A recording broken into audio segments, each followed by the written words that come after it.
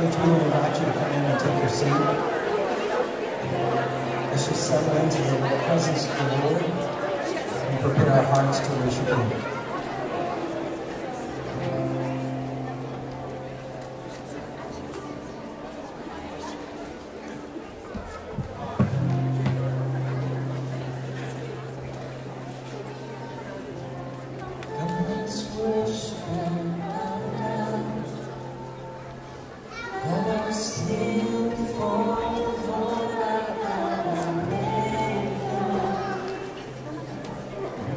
Come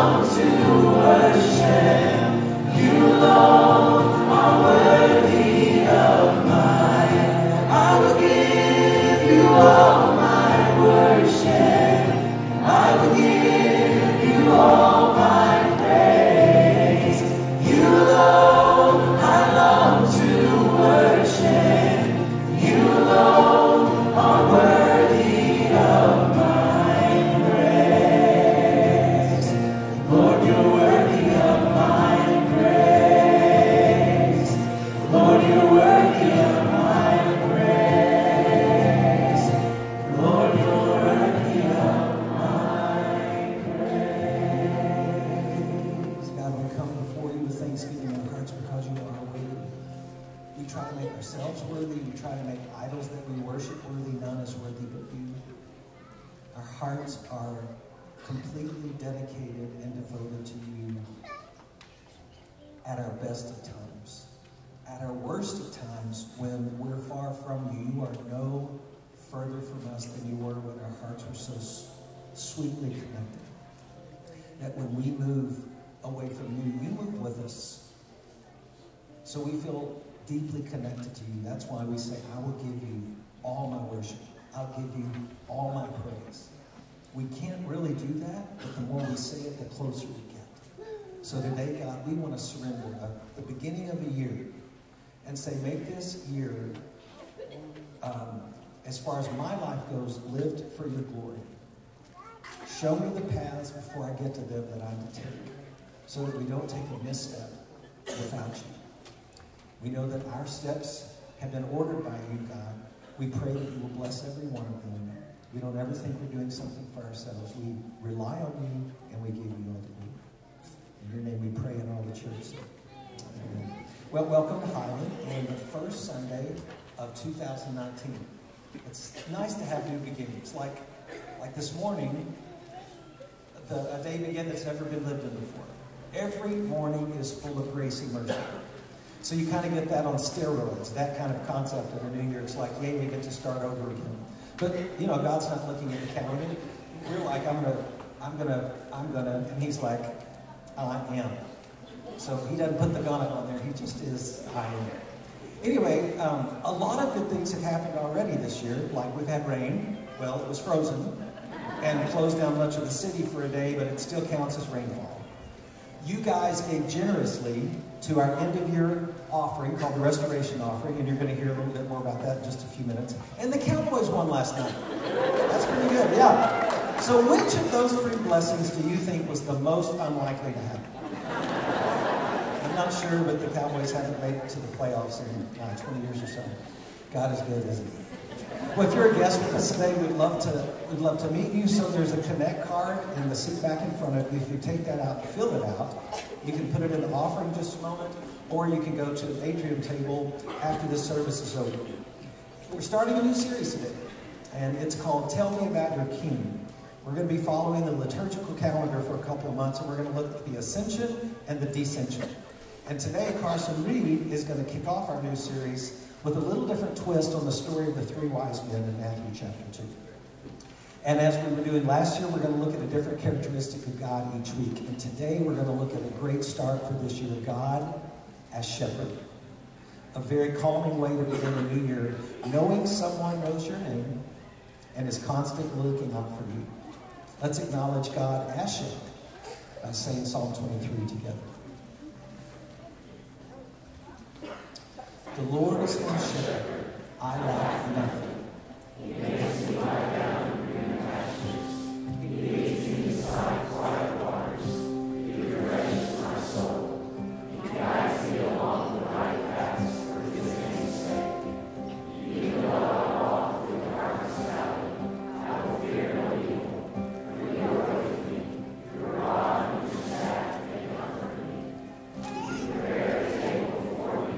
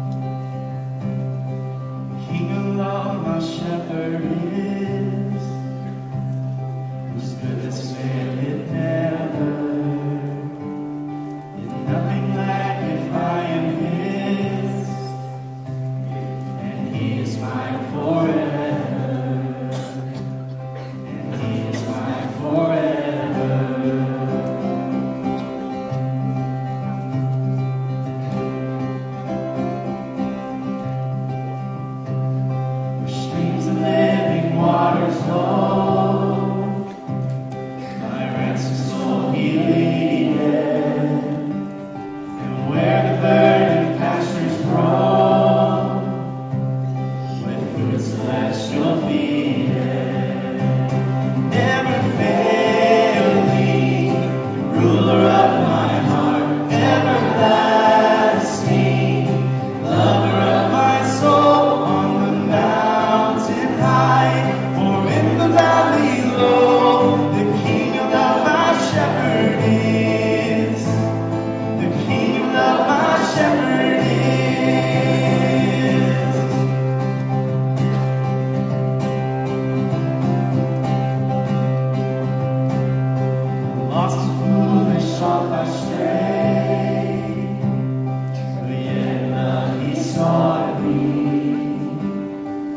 on his shoulder gently lay, and home rejoicing brought me.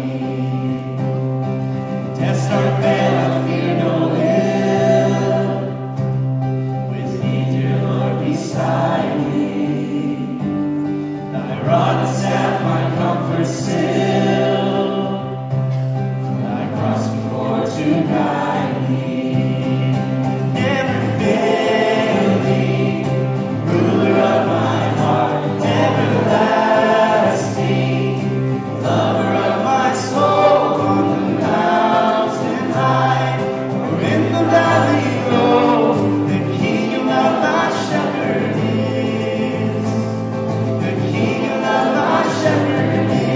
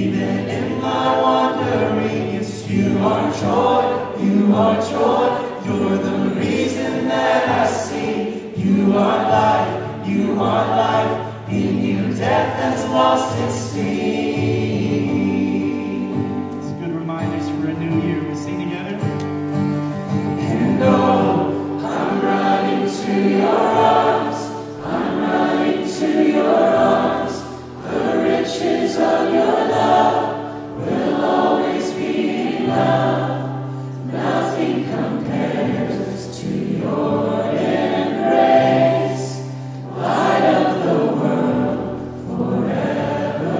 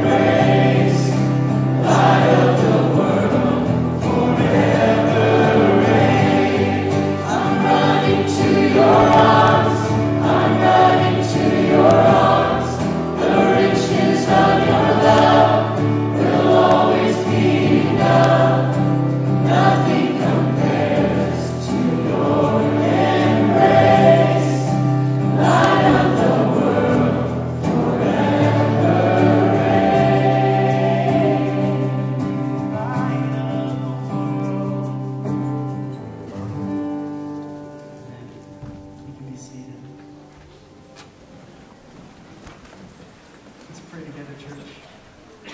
Our Father, who art in heaven, hallowed be thy name. Thy kingdom come, thy will be done, on earth as it is in heaven. Give us this day our daily bread, and forgive us our debts, as we forgive our others. And lead us not into temptation, but deliver us from evil. For thine is the kingdom, and the power, and the glory forever. If you've never engaged in our prayers of the people time, I'd encourage you to give that a try. Some of us maybe on our New Year's resolution wrote down, I want to pray, I want to be still more, I want to be with God more than I was this past year. Well, here's an opportunity just to be still with God this week. And an opportunity just to write down what's on your heart and give that over to God. And as we heard, we know God is our good shepherd. And he's going to take care of you and look after you. And he knows what's on your heart. He knows the pains that you've experienced. He knows the joys that you've experienced. And he just wants to be with you. So take some time this morning just to be still with God. And to be with him in prayer. Whether that's at your seat or engaging in the stations around the room. We'd also invite you to be prayed over this morning. There are a lot of people here that are hurting that need prayer. And we have people here that would love just to sit with you and hear what's on your heart and just be still with you. So if you need that this morning, it's available. And it's just out those doors and to the right. In this room, a few of our good prayer warriors will meet with you and just sit with you. So in this next song, let's engage in this prayer together, church, as we continue to sing. So come forward.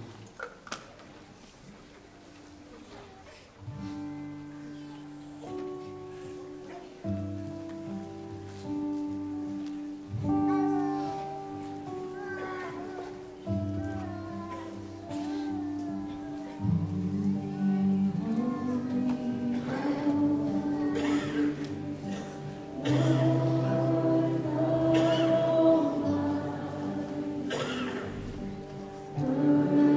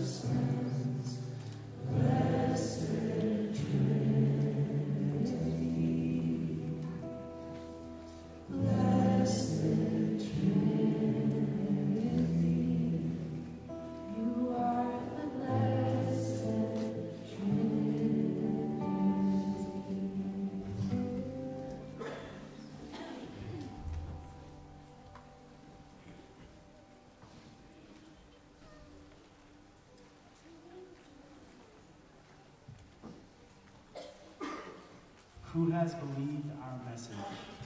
And to whom has the arm of the Lord been revealed? He grew up before him like a tender shoot, and like a root out of dry ground. He had no beauty or majesty to attract us to him, nothing in his appearance that we should desire him. He was despised and rejected by men, a man of sorrows and familiar with suffering. Like one from whom men hide their faces, he was despised, and we esteemed him not. Surely he took up our infirmities and carried our sorrows, yet we considered him stricken by God, smitten by him and afflicted. But he was pierced for our transgressions. He was crushed for our iniquities. The punishment that brought us peace was upon him, and by his wounds we are healed. We are like sheep, we have gone astray. Each of us has turned to his own way, and the Lord has laid on him the iniquity of us all. I am the good shepherd. The good shepherd lays down his life for the sheep. The hired hand is not the shepherd who owns the sheep, so when he sees the wolf coming, he abandons the sheep and runs away. Then the wolf attacks the flock and scatters it. The man runs away because he's a hired hand and cares nothing for the sheep. I am the good shepherd. I know my sheep, and my sheep know me. Just as the Father knows me, and I know the Father. And I lay down my life for the sheep. Jesus, we know how much you care about each and every one of your children. That you literally laid down your life for your sheep. You are the good shepherd. You are the Savior shepherd. You are the Savior shepherd king. We do come and worship and bow down. For you are our God, and we are your sheep, the people of your pasture. Thank you, God, for this blessed opportunity that we can take a piece of bread and a cup of juice and connect the first Advent to the last Advent. We're going to take this piece of bread and this cup of juice every time we're together as the body of Christ until you come. Make this very significant, God, first communion of a brand new year, that we would let your body and your blood infuse our body with your presence. You are the host of our body. We invite you to be the host of our body so that we think like you, we act like you, we do as you would do. We're Jesus to a very dark world, but our flesh often competes for your spirit in us. So we submit, we surrender, and ask you, God, to do what only you can do, because it's not us in the first place. It's you doing your will through us. Let this bread and this cup remind us of what you have done for us, so that we will let you do what you only can do through us. Bless this Holy Communion, God, as we celebrate your presence and as we expect your second coming. In your name, Jesus, we pray.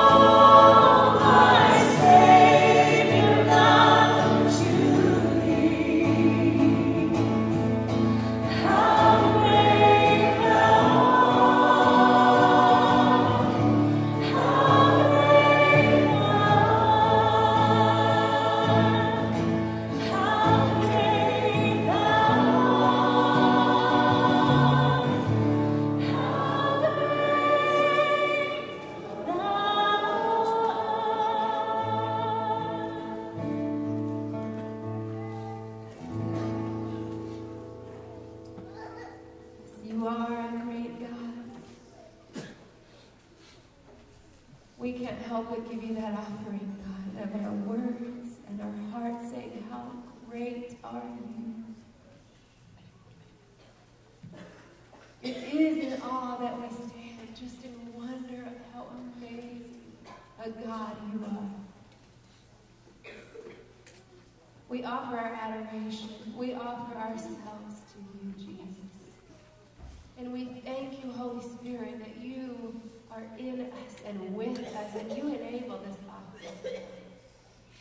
So as we give of our finances, of our time, of our heart, of our affection, we know that you will bless and honor and do great things with what we give you. So what we offer you is very little compared to what you do and what you have, but you turn our son, what is so little to us, and you turn it into some great, great things. You take our broken offerings, and you make them glorious. And we thank you that we get to be a part of that this morning. It's in your precious, wonderful, mighty name.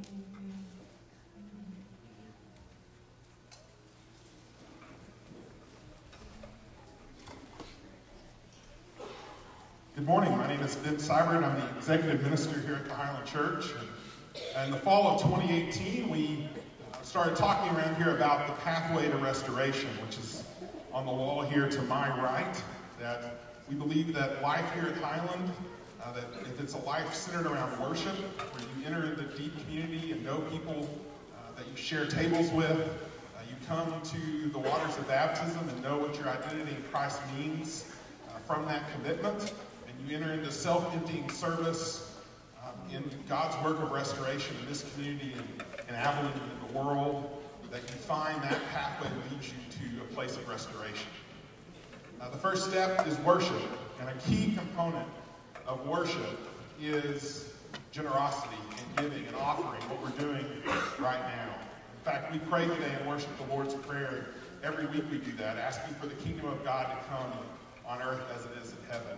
And Scripture gives us many stories that say the quiet gift of generosity, a faithful generosity, is one of the main ways that the kingdom of God breaks forth on earth as it is in heaven. That your giving that's happening now, the giving that you do every week in ways that countless people will not see, is a way that God sees and a way that God uses for the kingdom to come now as it is in heaven. We began our restoration offering at the end of the year, and on December the 9th, that faithful, since December the 9th, you have given almost $460,000 to God's work. So we're thankful for your faithfulness, for the many ways that you participate in restoration with your time, with your hearts, and how your generosity continues to allow the kingdom of God to come in this place as it is in heaven. Okay, if your ages 3 through 5, you can be dismissed at this time to his kids. I'll ask everyone to stand up, but if you're 3 through 5, you can go out these doors over the corner of that foyer, and Miss Suzanne has got some great things planned for you. We're going to greet one another and ask you specifically to do today what we call passing the peace, where you turn to the person to your left and your right and you say, may the peace of Christ be with you, and you say in response, and also with you. Bless each other, and welcome to Highland.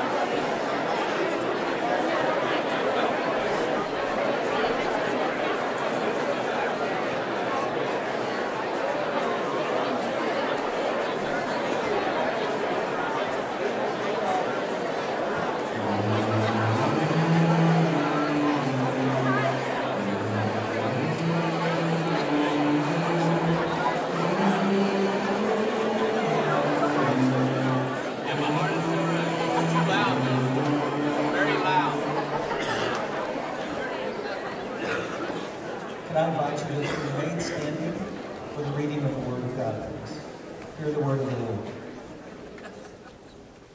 After Jesus was born in Bethlehem in Judea, during the time of King Herod, Magi from the east came to Jerusalem and asked, "Where's the one who has been born King of the Jews? We saw his star when it rose and have come to worship him." When King Herod heard this, he was disturbed, and all Jerusalem with him. When he had called together all the people's chief priests and teachers of the law, he asked them where the Messiah was to be born. "In Bethlehem in Judea," they replied, "for this is what the prophet has written. But you, Bethlehem, in the land of Judah, are by no means least among the rulers of Judah. For out of you will come a ruler who will shepherd my people Israel." Then Herod called the Magi secretly and found out from them the exact time the star had appeared.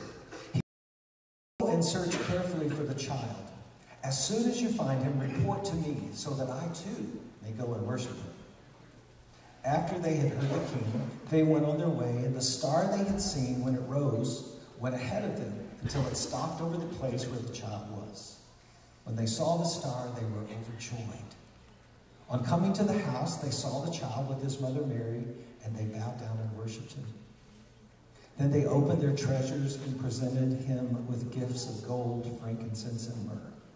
And having been warned in a dream not to go back to Herod, they returned to their country by another route. The word of the Lord. Be seated, please. Good morning, Highland. Well, as Jeff mentioned a moment ago, we're starting a new series at Highland this January that will run for the next couple of months. Tell me about your King. And primarily, our text and focus will be out of the Gospel of Luke as we explore more deeply who that King is and how we seek to follow him more fully. But we start today with another text out of the Gospel of Matthew that has lots of kings running around in it to help us sort of set the stage for the whole winter-spring season that we're in. Now, to read the story of the Magi here in January seems like we've missed a deadline or something. It's kind of like serving pumpkin pie on Valentine's Day. It kind of goes okay, but chocolate would be a lot better, right? Or having on the 5th of July, having fireworks, but it'd be okay, but this doesn't seem quite right. And true enough, we often take the Magi and we pull them out of Matthew and shuttle them over to Luke, and that's what we read on Christmas Eve. It kind of rounds out the whole nativity scene nicely to have both the country peasant folk, the shepherds, and then have these mysterious people from the east there gathered around in the manger. That all makes sense in terms of Christmas storytelling, but this morning, as we begin this series, we're looking a little more seriously and a little more thoughtfully at this particular narrative in Matthew chapter 2. You see, Matthew's telling of this Christmas narrative is a much darker one than the shepherds and the angels. Matthew is looking at the world in a very realistic, yea, even grim way. He sees quite clearly the brokenness of the world, and he's going to be very sober, and it's a very dark kind of look at things. And I think we can understand that ourselves, can't we? We live in a world that's riddled by fear, a world of devastating superstorms and elementary school massacres, a world full of trade wars and wars, a world where innocents die every day to preventable illness and hunger.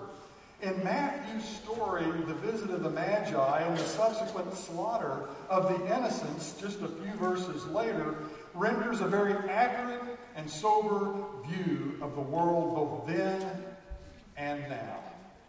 And it's that point that Matthew wants to drive home as he talks about the reality of the incarnation. In this very adult version of the birth narratives that Matthew gives us, it's precisely that sort of world that God comes into. A world where people are mastered by their fears so fully that they do unspeakable things to each other. It's that kind of world that God comes into. The world where we have Jesus born to us, Emmanuel, God with us. This living, breathing, and vulnerable promise that God comes into our broken world to die for us in order that we might find life in his name. The reality is we live in that sort of world. I think the old cartoon from the 1970s, remember Pogo? Some of you remember the statement that we have met the enemy and the enemy is us. Or we could think about it another way by using the poet Denise Levertov, who writes this poem about the mystery of the incarnation. She writes, "It's when we face, for a moment, the worst our kind can do and shudder to know the taint in our own selves. That awe cracks the mind's shell and enters the heart, not to some flower, not to a dolphin, to no innocent form, but to this creature vainly sure that it and no other is God." It is the reality that we live in a broken world and we are broken people. That we are full of sin and all of its dimensions that God works in and breaks into. And Matthew chapter 2 is Matthew's way of setting up the grim realities of what choices we have to make. For you see, right off the bat in Matthew chapter 2, we have King Herod. What a delightful guy. Herod, this colossal developer and builder. He builds cities like Caesarea by the sea. He builds ports out into the Mediterranean at Caesarea by the sea using new technologies, underground cement. It's an amazing feat. He builds palaces. He rebuilds and expands the temple in Jerusalem. He builds great fortresses, Masada, up on the mountainside. He is a great builder and developer. He's also paranoid. He's a despot. He lives in constant fear of his own power oozing away. He keeps 2,000 soldiers on retainer as his bodyguard.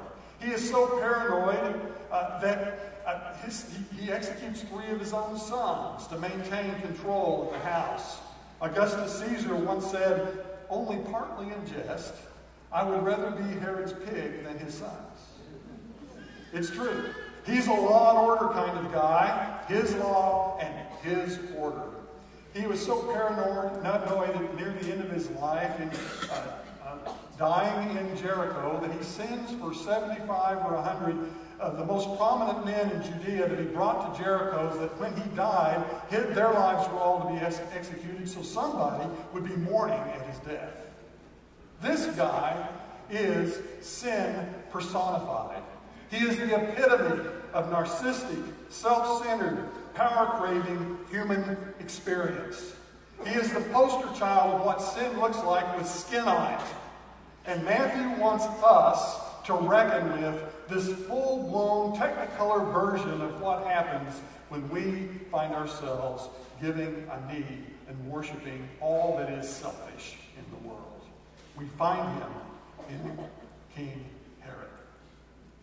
There's another figure here, another king that emerges, the baby Jesus king. But the danger is that we can be so enamored with our own power structure and our own grappling and our own self-control of our lives that we begin to believe the lie about ourselves and begin to say we don't need a Savior. We don't need Jesus. Jesus can become a foil to our own amusements.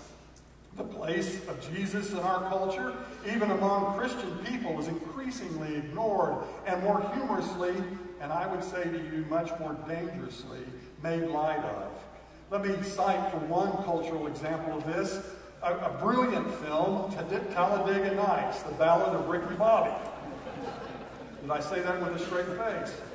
Here's Will Ferrell playing the role of Ricky Bobby, this legendary race car driver at the dinner table with all that is good about America. Let's see, Kentucky Fried Chicken and Taco Bell. There's a third one in there as well. Here's the prayer. Dear 8-pound, 6-ounce newborn baby Jesus, don't even know a word yet, just a little infant, so cuddly but still omnipotent. We just like to thank you for all the races I've run and the 21.2 million, love that money, that I've accrued over this past season. Is that the way we're going to use Jesus? Some of his family members interrupt him on that day and say, why do you always pray to the baby Jesus? And he responds and says, look, I like the Christmas Jesus the best, and I'm saying grace. When you say grace, you can say it to the grown-up Jesus or the teenage Jesus or the bearded Jesus, for all I care, or whoever you want to pray to. Have we come to the place in our world where Jesus becomes someone that we can mock and play with? Certainly not for Matthew. Not for Matthew. Even as an infant, this King Jesus is put forward in the Gospel of Matthew as one that makes powerful people like Herod quake in their boots. When those magi show up on this occasion and in Jerusalem in the courts of Herod and ask their question, Herod gets scared because this is no mere baby infant Jesus that delivers $21 million at a whim. This baby Jesus is a threat to Herod. He's a threat to Jerusalem. He's a threat to all the power structures that are part of Herod's court. And that gets deepened as they reflect on the scripture that the chief priests dig up out of the Old Testament from Micah. And they read it. And you, Bethlehem, the land of Judah, are by no means least among the rulers of Judah, for from you will come a ruler who is to shepherd my people Israel. There's a new shepherd in town. There's a new way of thinking about kingship. And no longer is it about power and self-assertion. No longer is it about acquisition and control. Rather, it's a different kind of world. A world that is characterized by the Good Shepherd. One who cares for his people. One who helps them and blesses them, walks alongside them, and brings them into his home, where I long to be forever and ever, as the end of Psalm 23 reflects. This is the contrast that's being set up for us in this story. And we've got a choice to make. We're living in this world where we've got one king on one side and another king on the other. And we've got to ask, how are we doing in our choices and our negotiating our path through those two kings? Because it's not an easy world out there. And the choice that most of us are making as human beings ain't so good. A recent interview by Bono of U2, he made a quick little quip. He said, the world is not a happy place for most people. And for the simple reason, I would say, is that King Herod is alive and well in our world. But there's another set of figures in this story. The Magi. The Magi. In the Middle Ages, these Magi got, in the Western Church, numbered down to 3. Perhaps you've heard their names. Casper and Melchior and Balthazar. If you were in the Eastern Church, there's 12 of them. That's way too many to keep up with. The Magi.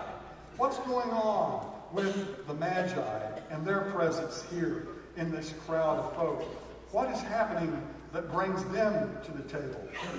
They're not really kings, though that's sometimes what we call them, the 3 kings of Orient are that smoke that rubber cigar.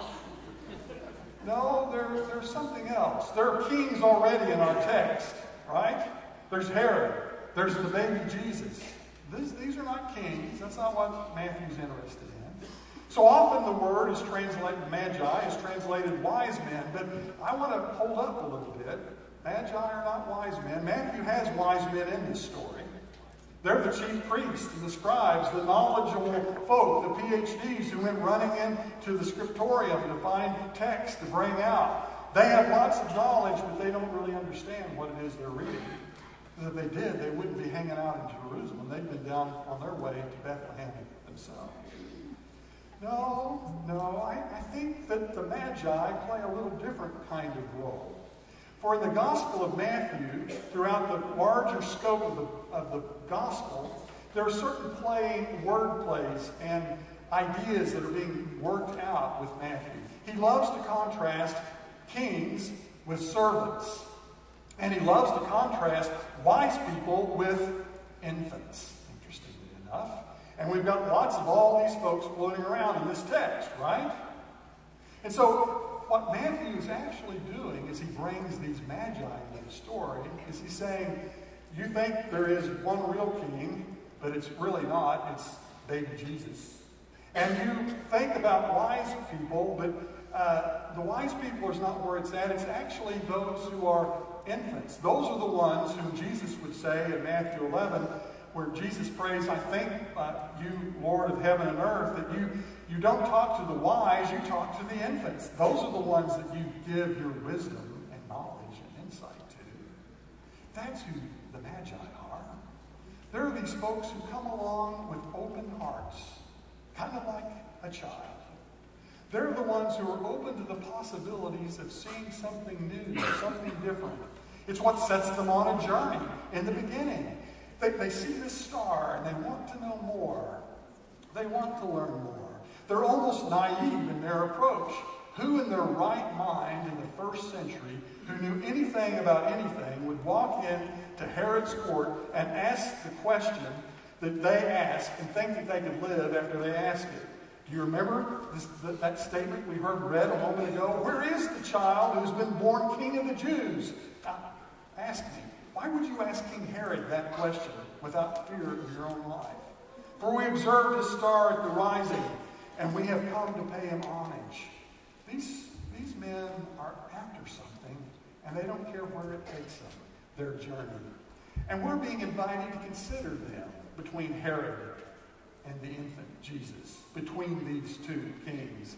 The Magi model for us something in their humility and their willingness to bow down and kneel at the foot of the baby Jesus and give him worship and praise and adoration. In their willingness to ask hard questions in awkward places, they are modeling for us something that Matthew wants us to emulate.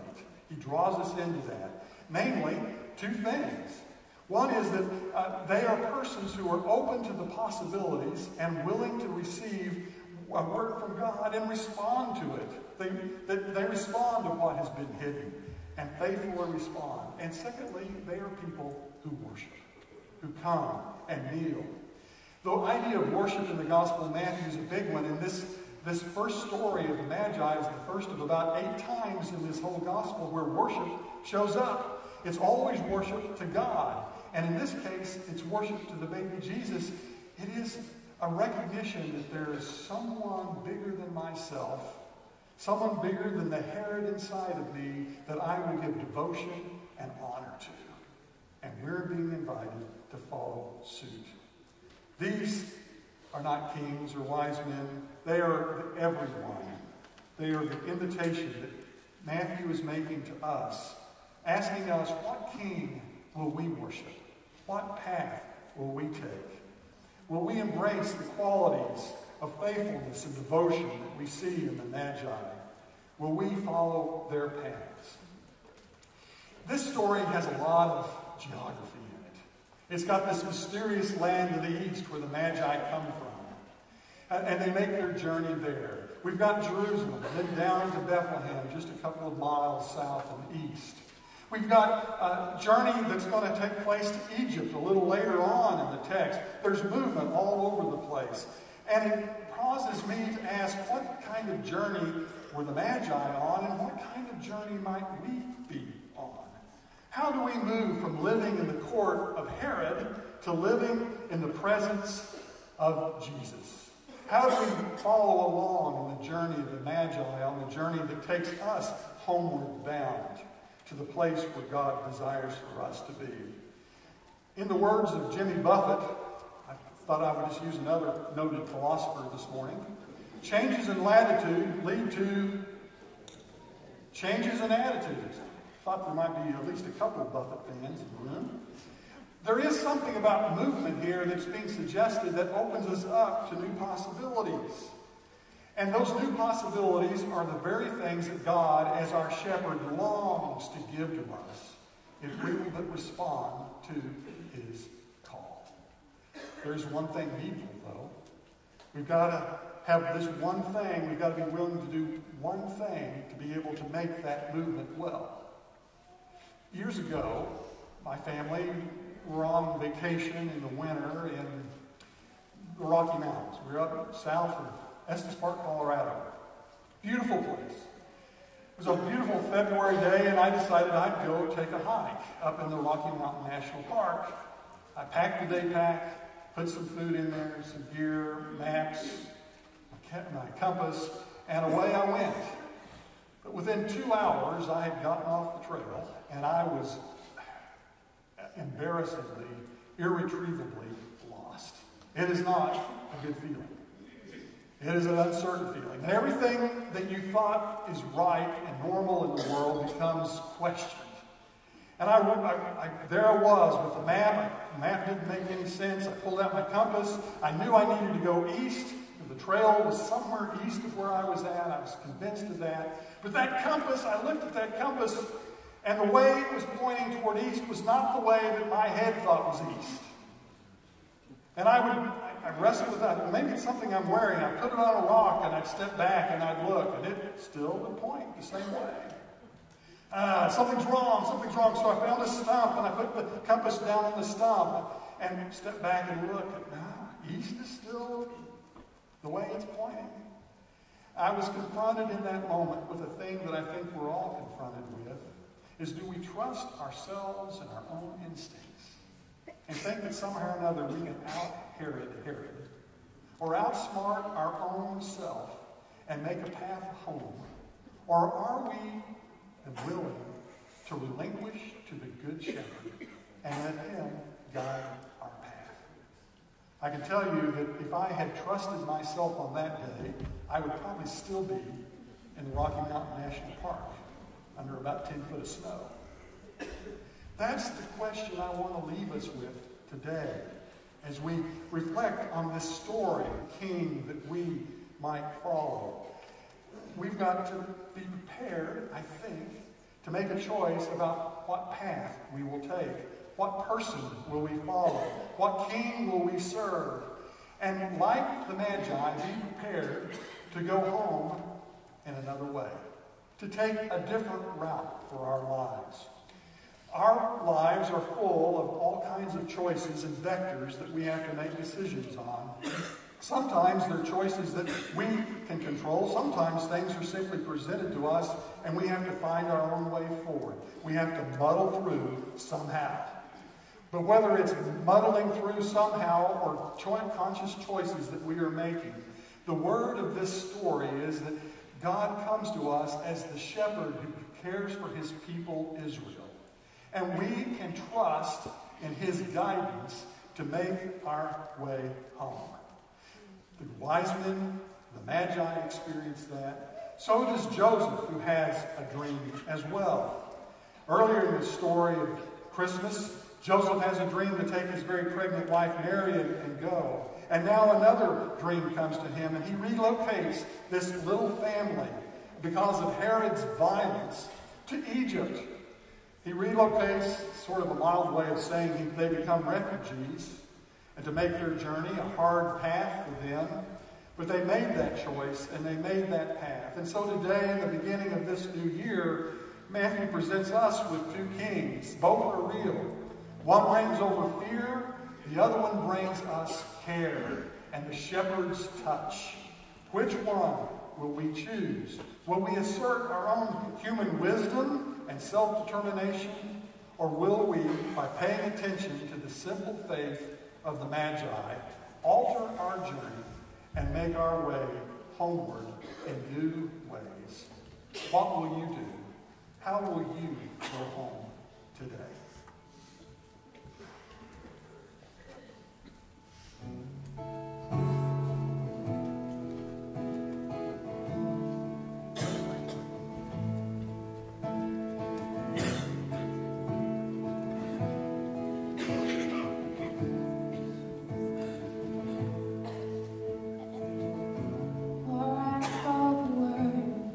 You were singing over me.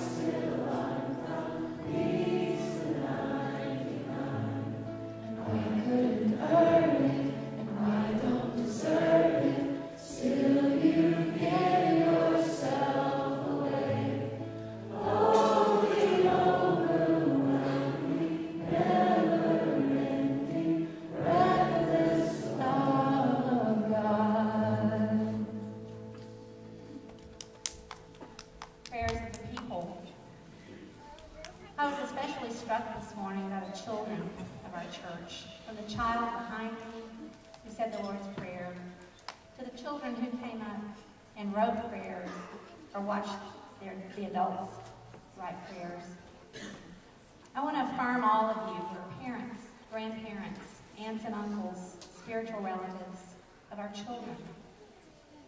You're teaching them how to pray. They are the church today, and they are the future of the church worldwide. Please join me in prayer. Father God, there's so many needs this morning, more vast than I can even think about. But I know you know each one, and I know that the leaders of this church will pray diligently over each need and each praise listed on these cards. Everything from broken marriages to broken families to illness to a deep cry for more faith. Now I want to pray what someone prayed and make it for all of us. We lift up all of our children and we pray for peace, protection, and that their heavenly destinies would be proclaimed over their spirits, and that your audible voice, God, be heard in their every step, leading and protecting them. In the name of Jesus, amen. We hope you've been blessed to be with us today. Hope that you have a new definition maybe of shepherd that you take in your heart, God as your shepherd, that means something to you, especially at the beginning when you were God as shepherd. If you filled out a Connect card, again, we're really honored that you would be our guest today. We'd like for you to take it to one of the tables in the atrium, conference doors. Someone there will be able to answer questions you have about Highland and just get to know you a little bit better. I'd like to ask you to stand for the blessing. Carson, thank you for a great word. Would you send us on our way with the blessing of the Lord, please? Before I offer this blessing, I need to make one special note. The best source I found in preparing for this sermon I didn't use. I'm going to have to send you off to do it. James Taylor wrote a song called Going Home by Another Way that is a marvelous commentary and reflection on our text. And you're going to hear it playing as we leave today. But go home and Google Home by Another Way by James Taylor. Now, may the Lord, who is our shepherd, bless you this week as you navigate the courts of Herod. May he bless you and enrich your life as you make your way forward and homeward by his good mercy and grace.